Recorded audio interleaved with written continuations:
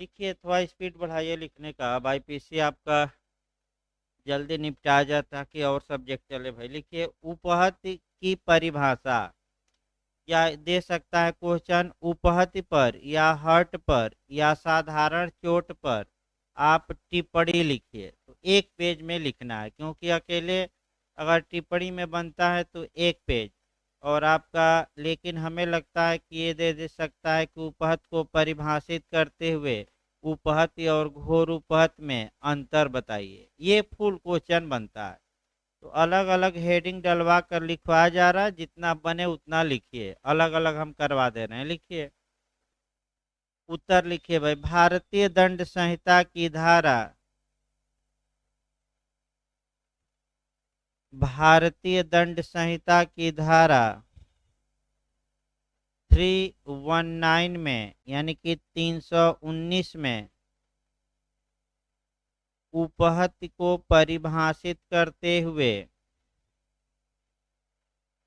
उपहत को परिभाषित करते हुए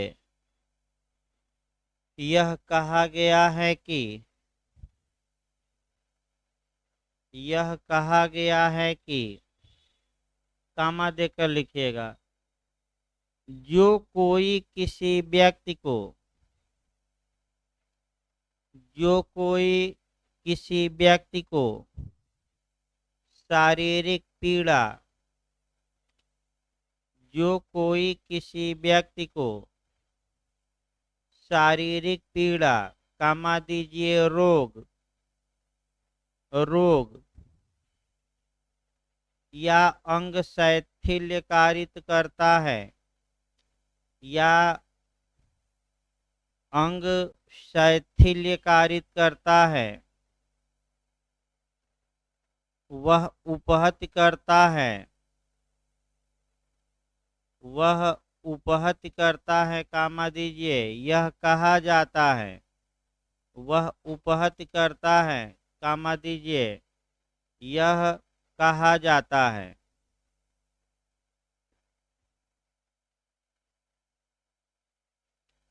पैराग्राफ चेंज करके लिखिए। आपका व्याख्या खड़ी पाई देकर पैराग्राफ चेंज कर लीजिए। जब कोई व्यक्ति किसी दूसरे व्यक्ति को,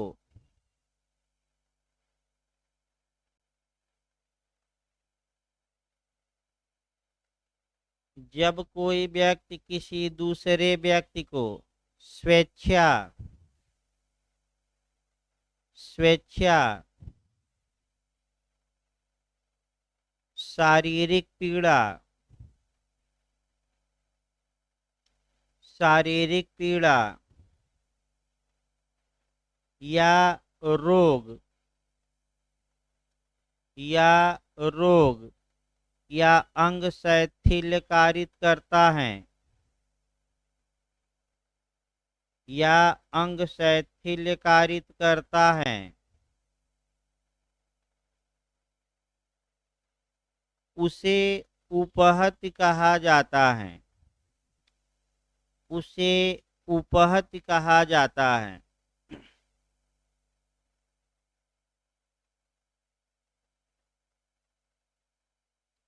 इसी लाइन में लिखिएगा, यदि ऐसा कार्य आकस्मिक, यदि ऐसा कार्य आकस्मिक या दुर्घटनावश, यदि ऐसा कार्य आकस्मिक या दुर्घटनावश या भूलवश हो जाता है,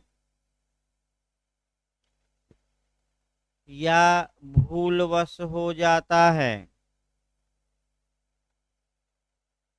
तब इसे उपहति नहीं माना जाएगा, तब इसे उपहति नहीं माना जाएगा। इसी लाइन में लिखिएगा, मानसिक पीड़ा पहुंचाना, मानसिक पीड़ा पहुंचाना उपहति नहीं माना जाता, मानसिक पीड़ा पहुंचाना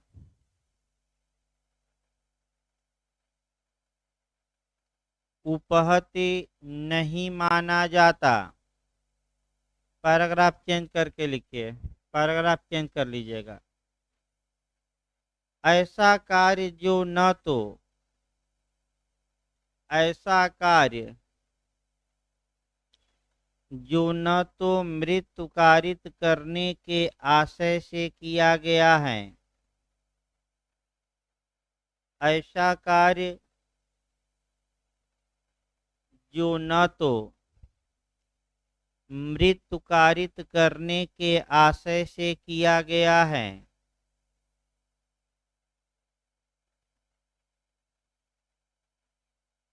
कामा दीजिए, न ही मृत्यु कारित करने के ज्ञान से, न ही मृत्यु कारित करने के ज्ञान से और न ही उस कार्य से मृत्यु कारित होना संभाव्य हो, और न ही उस कार्य से मृत्यु कारित होना संभाव्य हो, कामा दीजिएगा, फिर भी मृत्यु हो जाती है, फिर भी मृत्यु हो जाती है, तब इसे केवल उपहत्य का अपराध माना जाएगा।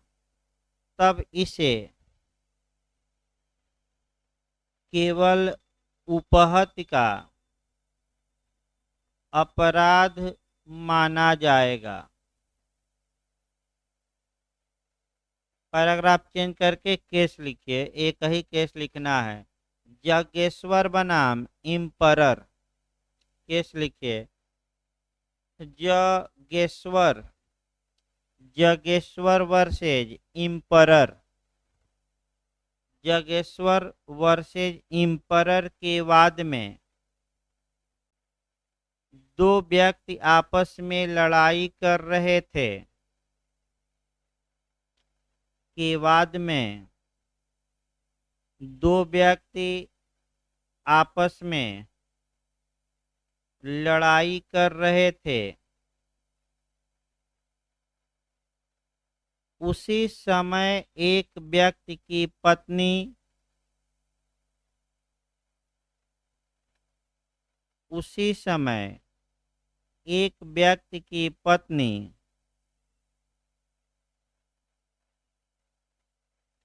अपनी गोद में एक छोटे बच्चे को लेकर आ गई। अपनी गोद में एक छोटे बच्चे को लेकर आ गई।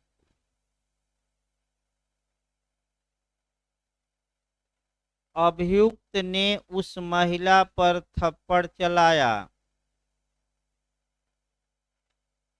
अभियुक्त ने उस महिला पर थप्पड़ चलाया जो बच्चे को लग गया, जो बच्चे को लग गया और उसकी मृत्यु हो गई। जो बच्चे को लग गया और उसकी मृत्यु हो गई। इस मामले में अभियुक्त केवल उपहत्या के लिए दंडित किया गया। इस मामले में अभियुक्त केवल उपहत्या के लिए दंडित किया गया।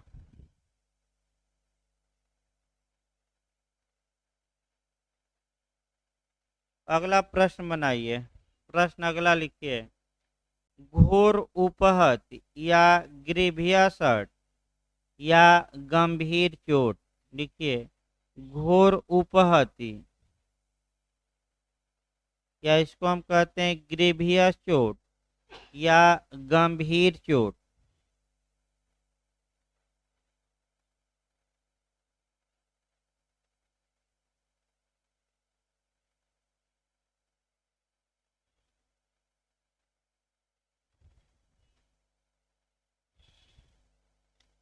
उत्तर लिखिए इसका, भारतीय दंड संहिता में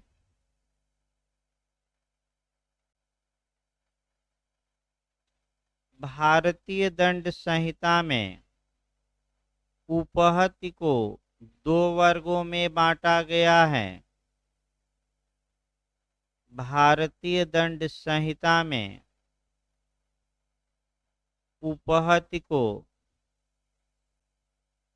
दो वर्गों में बांटा गया है। फर्स्ट लिखिए साधारण उपहत्या, फर्स्ट में लिखिए साधारण उपहत्या, और सेकंड में घोर उपहत यानी कि गंभीर कहा जाता है। सेकंड घोर उपहत्या।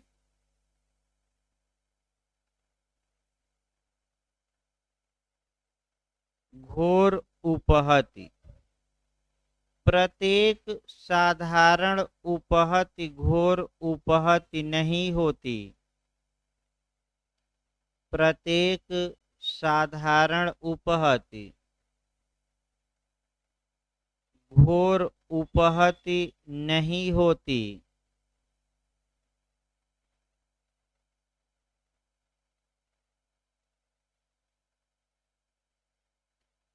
केवल केवल वही उपहत्या घोर उपहत्या होती है। केवल वही उपहत्या घोर उपहत्या होती है जो इस संहिता की धारा 320 जो इस संहिता की धारा 320 में दी गई 8 स्थितियों में से, धारा 320 में दी गई 8 स्थितियों में से किसी में आ जाती हैं।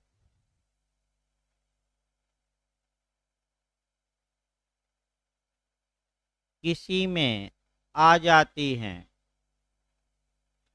हेडिंग डालकर लिखिए धारा 320, हेडिंग डालिए, भूमिका ये बनाई गई थी। हेडिंग डालिए धारा 320 घोर उपहत्या, सेक्शन 320। इसको रट्टा मारना है जाकर आठों खंड। आपका सेक्शन 320 ग्रीवियस हर्ट या घोर उपहत। लिखिए पैराग्राफ चेंज करके, उपहत की केवल नीचे लिखी किस्में, उपहत की केवल नीचे लिखी किस्में घोर कहलाती हैं। उपहत की केवल नीचे लिखी किस्में घोर कहलाती हैं। कहलाती हैं के बाद पड़ी पाई दे देना है, ऐसे छोड़ देना है आपको, ऐसे पड़ी पाई देकर। अब आपका फर्स्ट सेकंड थर्ड करके आठों लिखना है, या 1 2 3, या पहला दूसरा तीसरा जो भी लिखिए वही आठों खंड लिखना है। लिखिए फर्स्ट, आठों खंड याद होना चाहिए। लिखिए फर्स्ट पुंसत्व हरण, पुंसत्व हरण यानी कि नपुंसक बना देना। पुंसत्व हरण पहला हो गया, पुंसत्व हरण। सेकंड लिखिए यानी कि दूसरा, पैराग्राफ चेंज करके लिखते रहेगा, एक ही लाइन में ना लिखिएगा। दोनों में से किसी नेत्र की दृष्टि का, दोनों में से, दोनों में से किसी नेत्र की दृष्टि का अस्थाई विच्छेद, अस्थाई विच्छेद।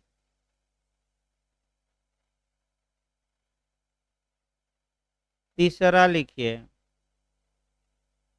दोनों में से किसी भी कान की श्रवण शक्ति का, तीसरा लिखिए, दोनों में से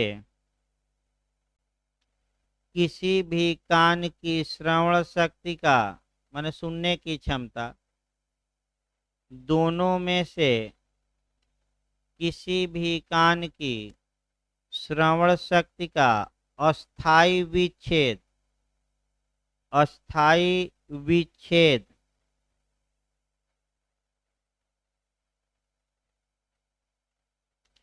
चौथा लिखिए, किसी भी अंग या जोड़ का विच्छेद। चौथा लिखिए, किसी भी अंग या जोड़ का विच्छेद, किसी भी अंग या जोड़ का विच्छेद। पांचवा लिखिए, किसी भी अंग या जोड़ की शक्तियों का, पांचवा में लिखना है, किसी भी अंग या जोड़ की शक्तियों का नाश, किसी भी अंग या जोड़ की शक्तियों का नाश या अस्थाई ह्रास, या अस्थाई ह्रास। फिर एक बार देखिए, किसी भी अंग या जोड़ की शक्तियों का नाश या अस्थाई ह्रास। छठवां लिखिए, सिर या चेहरे का अस्थाई विद्रूपीकरण। छठवां, सिर या चेहरे का अस्थाई विद्रूपीकरण। सिर या चेहरे का अस्थाई विद्रूपीकरण। सातवां लिखिए, अस्थि या दांत का भंग। अस्थि माने हड्डी, अस्थि या दांत का भंग या विसंधान। अस्थि या दांत का भंग या विसंधान, विसंधान ने तोड़ ओड़ देना इत्यादि। आठवां लिखिए, कोई उपहति। आठवां में लिखिएगा, कोई उपहति जो जीवन को संकटापन्न करती है। कोई उपहति जो जीवन को संकटापन्न करती है, यानी जीवन को खतरे में डाल देती हैं, या जिसके कारण उपहत व्यक्ति, या जिसके कारण उपहत व्यक्ति 20 दिन तक, 20 डे तक, 20 दिन तक तीव्र शारीरिक पीड़ा में रहता है। 20 दिन तक तीव्र शारीरिक पीड़ा में रहता है,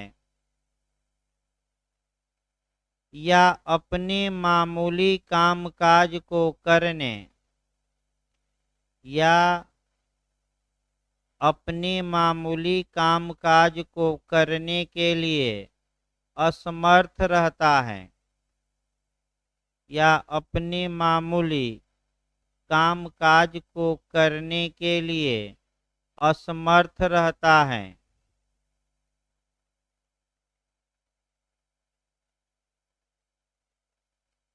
पैराग्राफ चेंज करके लिखिए। इस धारा के 8वें खंड की, पैराग्राफ चेंज कर लीजिएगा। इस धारा के 8वें खंड की व्याख्या, इस धारा के 8वें खंड की व्याख्या करते हुए उच्चतम न्यायालय ने समझ वर्सेज स्टेट, समझ बनाम राज्य, समझ बनाम राज्य के मामले में, समझ बनाम राज्य के मामले में यह निर्णय दिया कि समझ बनाम राज्य के मामले में यह निर्णय दिया कि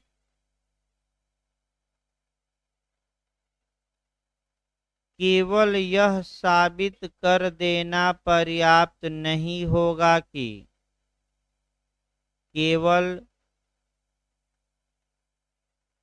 केवल यह साबित कर देना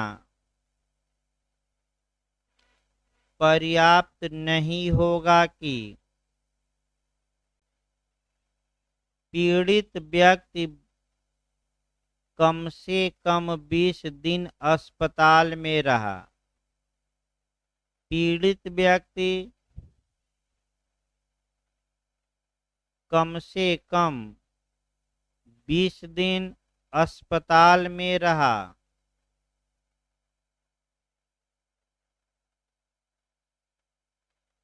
इसके साथ यह भी साबित करना होगा कि इसके साथ यह भी साबित करना होगा कि इस दौरान वह अपने दैनिक कार्यों को करने में, इस दौरान वह अपने दैनिक कार्यों को करने में असमर्थ था। इस दौरान वह अपने दैनिक कार्यों को करने में असमर्थ था।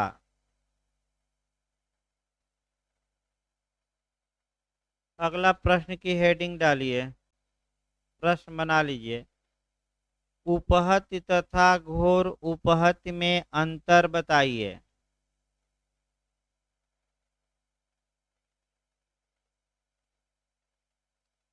उपहति तथा घोर उपहति में अंतर बताइए।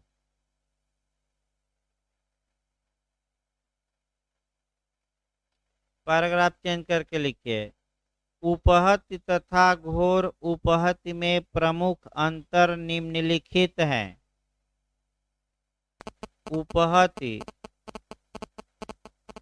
तथा घोर उपहति में प्रमुख अंतर निम्नलिखित है।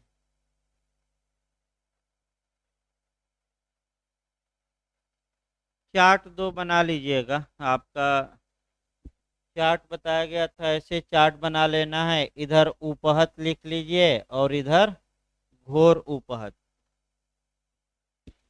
चार्ट बना लीजिए भाई आपका, एक तरफ उपहति और एक तरफ घोर उपहति। लिखिए पैराग्राफ चेंज करके, उपहति वाले खाने में लिखिएगा। उपहति की परिभाषा, उपहति की परिभाषा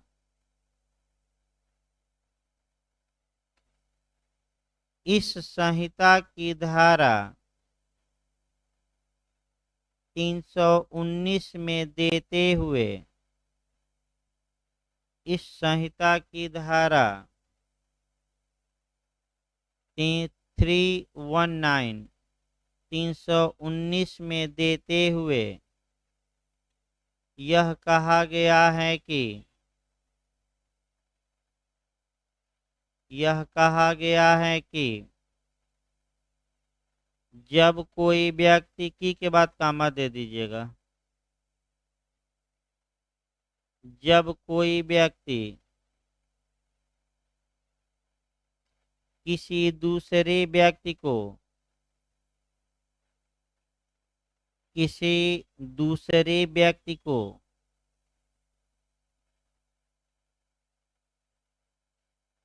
शारीरिक पीड़ा कामा दीजिए रोग या अंग शैथिल्य कारित करता है। शारीरिक पीड़ा कामा दीजिए रोग या अंग शैथिल्य कारित करता है, उसे उपहति कहा जाता है। उसे उपहति कहा जाता है।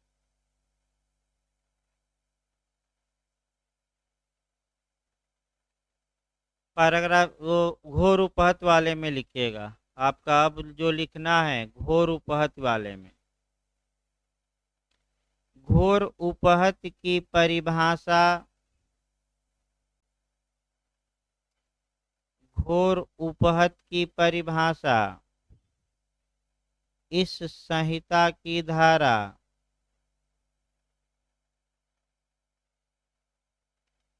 320 में देते हुए 320 में देते हुए यह कहा गया है कि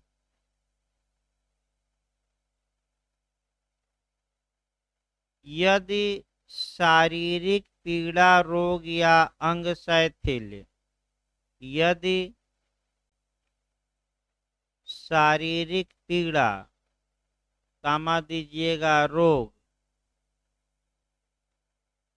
या अंग शैथिल्य इस धारा में दिए गए 8 खंडों में आ जाता है। इस धारा में माने धारा ऊपर लिखवाई गई है 320। इस धारा में दिए गए 8 खंडों में आ जाता है। उसे घोर उपहति कहा जाता है। उसे घोर उपहति कहा जाता है।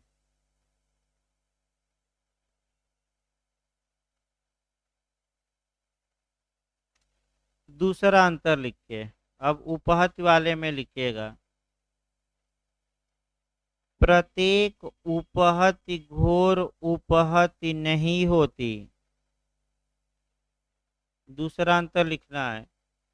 प्रत्येक उपहति घोर उपहति नहीं होती।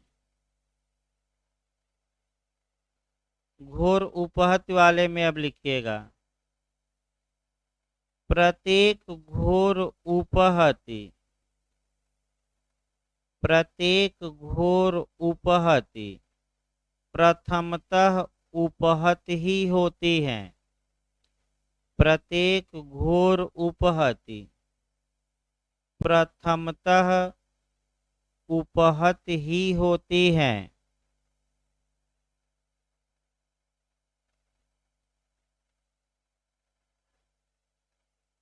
तीसरा अंतर लिखिए। तीसरा, उपहति को एक साधारण अपराध माना गया है।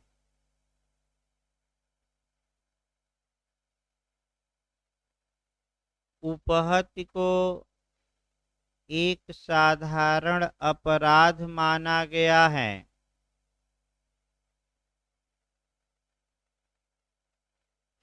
घोर उपहत में लिखिएगा। घोर उपहति को गंभीर अपराध माना जाता है। घोर उपहति को गंभीर अपराध माना जाता है।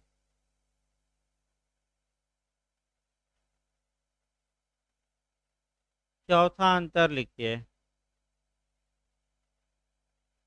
उपहत के अपराध के लिए दंड की मात्रा कम है। उपहत के अपराध के लिए, उपहत के अपराध के लिए दंड की मात्रा कम है। घोर उपहत में लिखिएगा। घोर उपहति अधिक दंड से दंडनीय है। घोर उपहति अधिक दंड से दंडनीय है।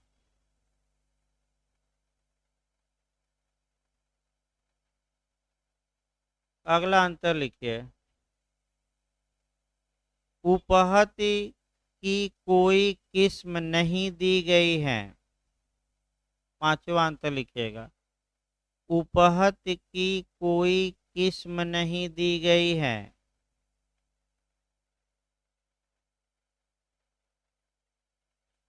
उपहत की कोई किस्म नहीं दी गई है। घोर उपहत वाले में लिखिएगा। घोर उपहत की 8 किस्में दी गई हैं। घोर उपहत की 8 किस्में दी गई हैं। इस प्रकार आपका अंतर भी समाप्त हुआ। अगला क्वेश्चन लिखिए भाई आपका। अगला प्रश्न बना लीजिए। सदोष अवरोध की परिभाषा।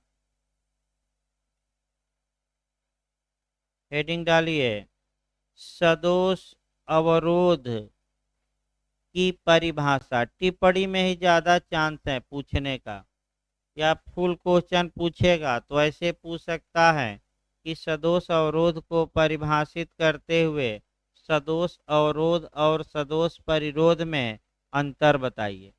या मॉडल ये भी बन सकता है कि सदोष परिरोध को परिभाषित करिए और सदोष अवरोध और परिरोध में अंतर बताइए। तो तीनों को अलग अलग हम लिखवा रहे हैं, जितना पूछे उतना ही लिखना है। अवरोध पूछे तो अवरोध, परिरोध पूछे तो परिरोध, अंतर पूछे तब अंतर। अपने मन से जबरदस्ती अंतर नहीं लिखना है। लिखिए आपका भाई। प्रश्न बना लीजिए। तो सदोष अवरोध को परिभाषित करिए, या जो भी बनाए कमेंट लिखे। टिप हाँ हाँ हाँ, परिभाषा आए, टिप्पणी आए कि सदोष अवरोध पर टिप्पणी लिखिए, समझाइए, वही लिखना है। लिखिए। भारतीय उत्तर लिखिए। भारतीय दंड संहिता की धारा 339 में 339, भारतीय दंड संहिता की धारा 339 में सदोष अवरोध को परिभाषित करते हुए सदोष अवरोध को परिभाषित करते हुए यह कहा गया है कि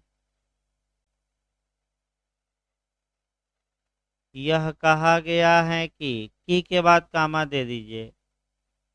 जो कोई किसी व्यक्ति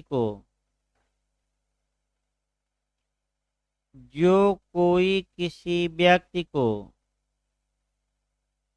स्वेच्छा ऐसी बाधा डालता है, स्वेच्छा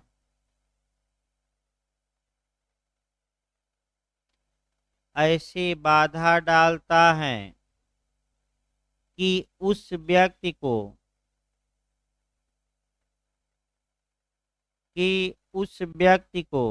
उस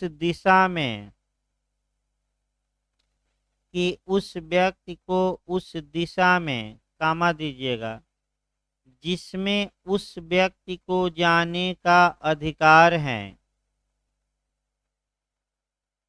जिसमें उस व्यक्ति को जाने का अधिकार है। फिर कामा दीजिए, जाने से निवारित कर दे, माने प्रतिबंधित कर दे, जाने से निवारित कर दे। फिर कामा देना है, वह उस व्यक्ति का सदोष अवरोध करता है, वह उस व्यक्ति का सदोष अवरोध करता है। फिर कामा दीजिए, यह कहा जाता है, वह उस व्यक्ति का सदोष अवरोध करता है, यह कहा जाता है। पैराग्राफ चेंज करके लिखिए अपवाद।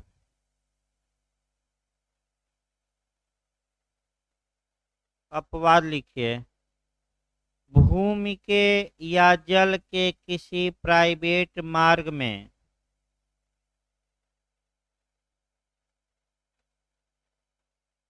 अपवाद लिखिए, भूमि के या जल के किसी प्राइवेट मार्ग में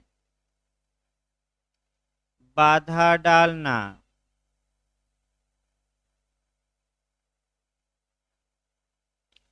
बाधा डालना जिसके संबंध में किसी व्यक्ति को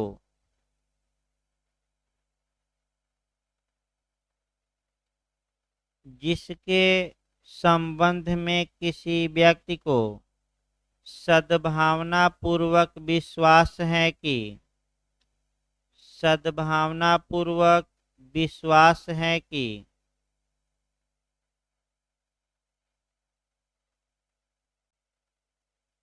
वहाँ बाधा डालने का, वहाँ बाधा डालने का उसे विधिपूर्ण अधिकार है, वहाँ बाधा डालने का उसे विधिपूर्ण अधिकार है। कामा दीजिए,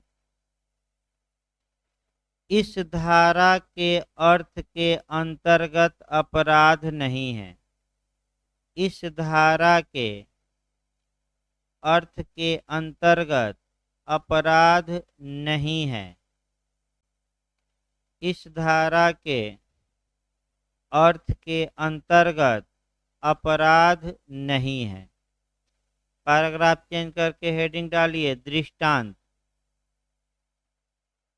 हेडिंग डाल लीजिए दृष्टांत। लिखिए, क एक मार्ग में, क को सिंगल इन्वर्टेड काम में घेर दीजिएगा, जो भी नाम आए। क एक मार्ग में, कामा दीजिए, जिससे होकर जाने का य का अधिकार है।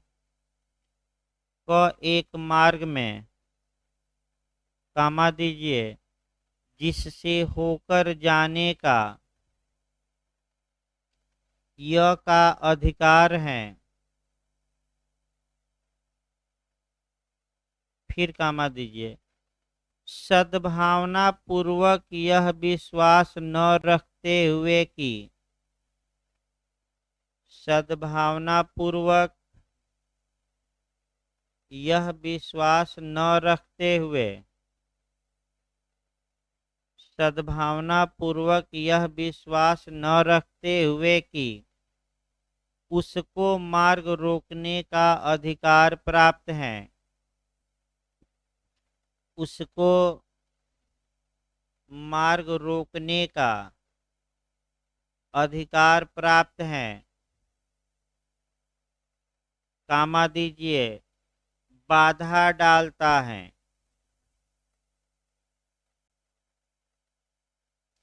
बाधा डालता है। इसी लाइन में खड़ी पाई देकर लिखिएगा फुल स्टॉप।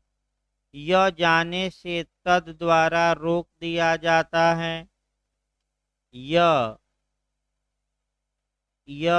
जाने से, तद द्वारा माने इस प्रकार भी लिख सकते हैं।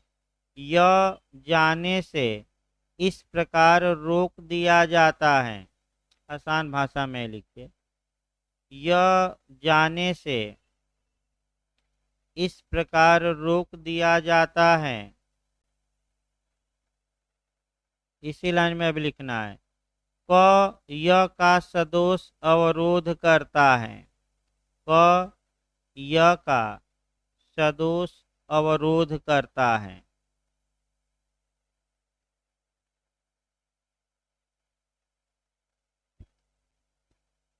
पैराग्राफ चेंज करके लिखिए। उपर्युक्त परिभाषा के विश्लेषणोपरांत, पैराग्राफ चेंज करके लिखिएगा।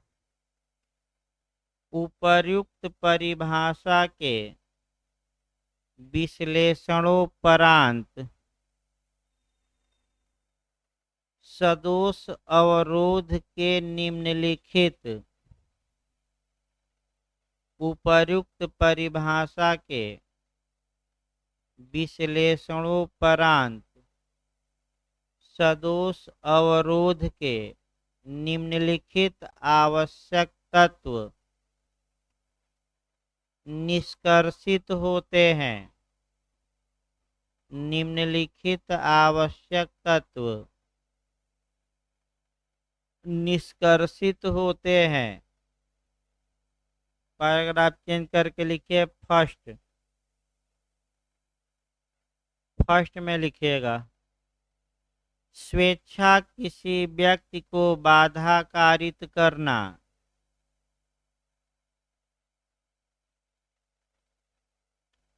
स्वेच्छा किसी व्यक्ति को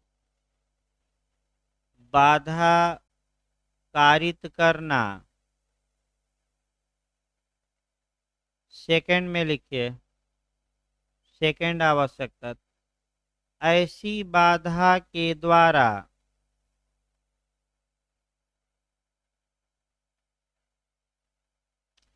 ऐसी बाधा के द्वारा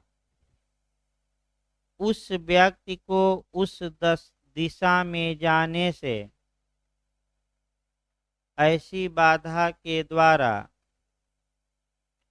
उस व्यक्ति को उस दिशा में जाने से निवारित करना।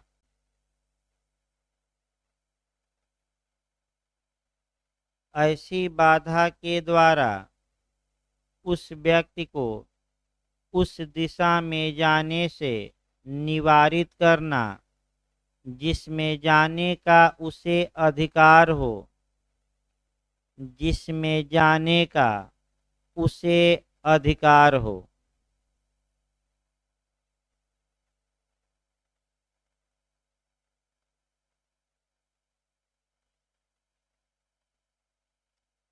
पैराग्राफ चेंज करके लिखिए, इस अपराध में किसी व्यक्ति की व्यक्तिगत स्वतंत्रता पर, इस अपराध में किसी व्यक्ति की व्यक्तिगत स्वतंत्रता पर बिना किसी विधिक औचित्य के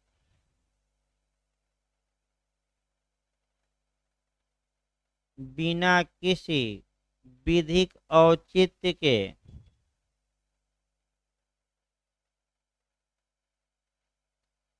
आंशिक प्रतिबंध लगाया जाता है। बिना किसी विधिक औचित्य के आंशिक प्रतिबंध लगाया जाता है और उस व्यक्ति को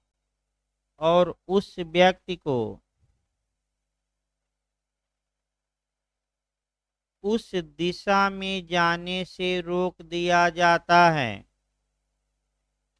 और उस व्यक्ति को उस दिशा में जाने से रोक दिया जाता है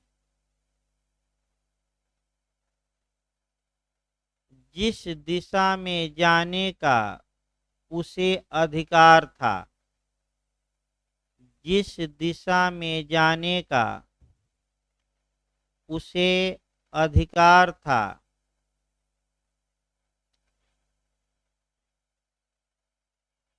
ऐसी बाधा स्वेच्छा पहुंचाई गई हो, ऐसी बाधा स्वेच्छा पहुंचाई गई हो।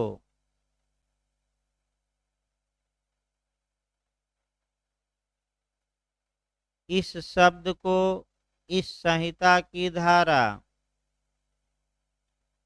इस शब्द को इस संहिता की धारा 39 में 39 में स्पष्ट करते हुए 39 में स्पष्ट करते हुए यह कहा गया है कि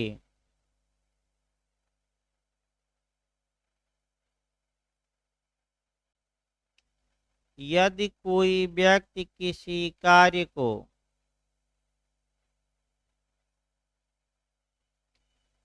यदि कोई व्यक्ति किसी कार्य को आशय के साथ या ज्ञान के साथ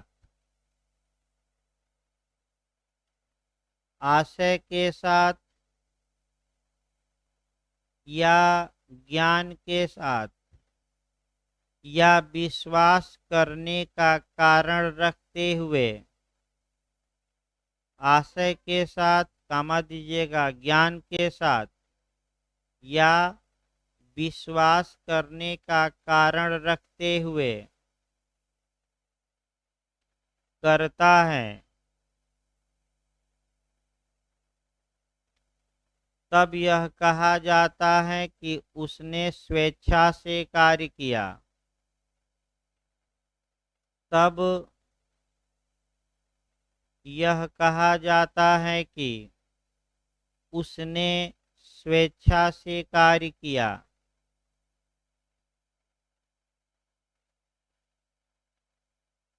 अतः यदि ऐसी बाधा अतः यदि ऐसी बाधा भूलवश अतः यदि ऐसी बाधा भूलवश या दुर्घटनावश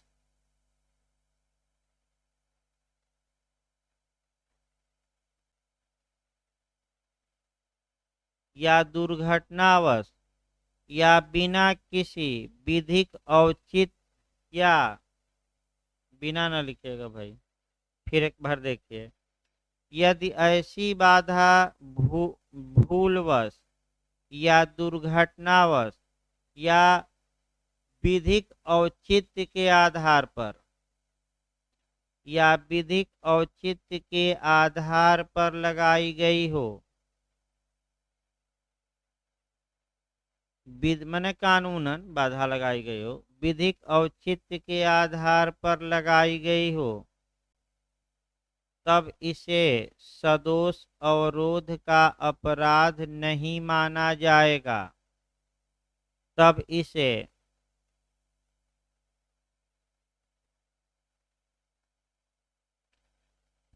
इसे सदोष अवरोध का अपराध नहीं माना जाएगा। पैराग्राफ चेंज करके लिखिए,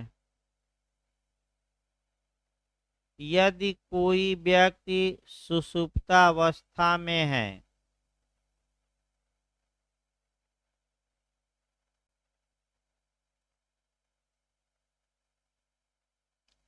यदि कोई व्यक्ति सुषुप्तावस्था में है तथा आगे बढ़ने की इच्छा नहीं रखता तथा आगे बढ़ने की इच्छा नहीं रखता,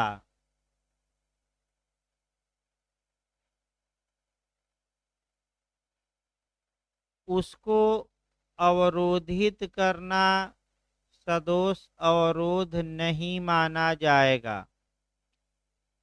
उसे अवरोधित करना, सदोष अवरोध नहीं माना जाएगा।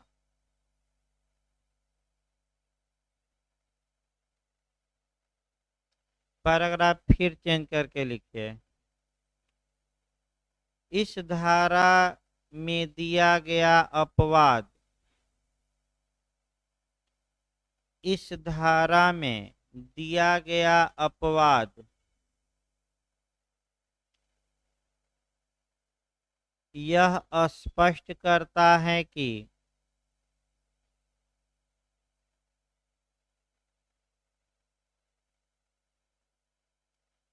यह स्पष्ट करता है कि यदि कोई व्यक्ति सद्भावना पूर्वक, यदि कोई व्यक्ति सद्भावना पूर्वक यह विश्वास करता है कि, यदि कोई व्यक्ति सद्भावना पूर्वक यह विश्वास करता है कि किसी भूमि या जल के प्राइवेट मार्ग को, किसी भूमि या जल के प्राइवेट मार्ग को व्यवधानित करना, व्यवधानित करने का लिखिएगा, व्यवधानित करने का उसे विधिक अधिकार प्राप्त है, व्यवधानित करने का उसे विधिक अधिकार प्राप्त है, तब वह सदोष अवरोध का दोषी नहीं होगा, तब वह सदोष अवरोध का दोषी नहीं होगा।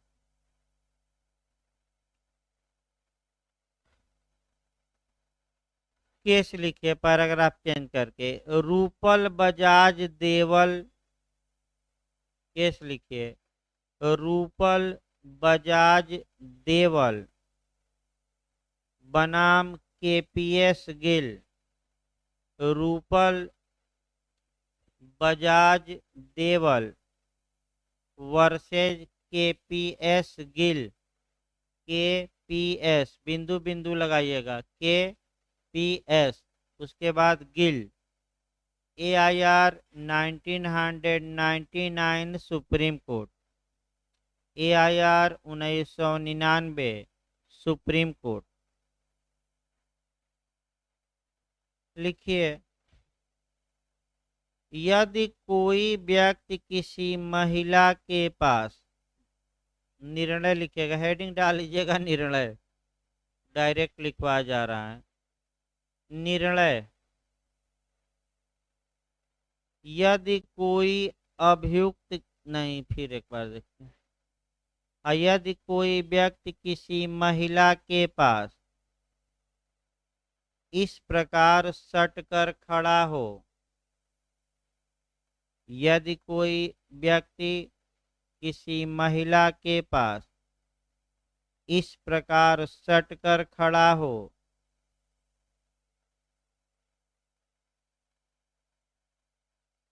कि महिला को पीछे हटना पड़े, कि महिला को पीछे हटना पड़े, इसे सदोष अवरोध नहीं माना जाएगा,